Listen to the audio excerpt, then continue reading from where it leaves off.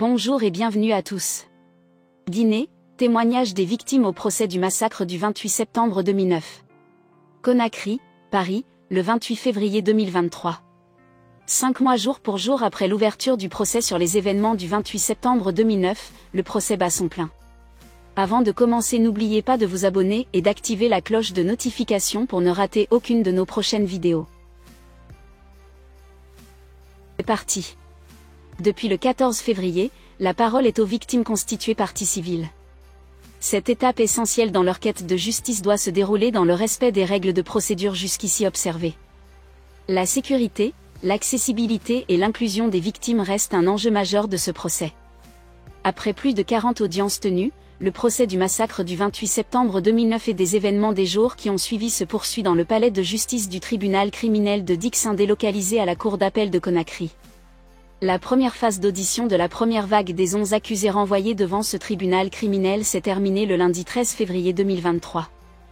Leurs auditions et interrogatoires ont duré plus de 4 mois, allant des profils les plus prolixes aux moins bavards, en passant par certains devenus soudainement amnésiques. La phase d'audition des victimes a débuté le 14 février et 5 victimes ont été auditionnées jusqu'à présent.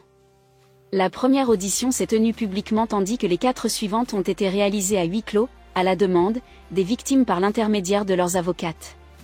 À la barre, les victimes relatent en détail le déroulement des faits intervenus au stade de Conakry le 28 septembre 2009 et les jours suivants, au moment où leur vie a basculé.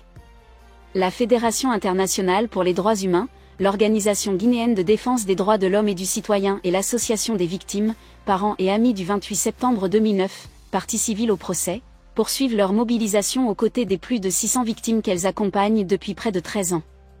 Une nouvelle étape est engagée dans la conduite de ce procès emblématique et historique pour la lutte contre l'impunité des crimes graves en Guinée, mais aussi à l'échelle internationale, a précisé Alice Mogo, présidente de la FID. Pour relever ce défi, les autorités judiciaires guinéennes doivent s'assurer que le procès se déroule dans le respect des règles et normes internationales. A-t-elle ajouté. Pour Asmaou Diallo, présidente d'Avipa, les victimes sont présentes, déterminées à témoigner et à œuvrer pour la manifestation de la vérité, avant d'ajouter, malgré la trop longue attente, malgré la dégradation de leur état de santé, malgré les difficultés économiques et sociales auxquelles elles font face chaque jour, elles sont là, au nom de la justice, et entendent participer à cette étape décisive du procès.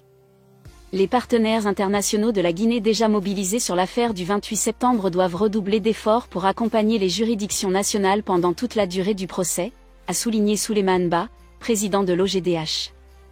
Nous appelons notamment l'Union européenne, le Haut-Commissariat des Nations Unies aux droits de l'homme, la Cour pénale internationale et l'Union africaine à accentuer leurs actions, pour suivre au plus près l'évolution du procès et en soutenir le bon déroulement.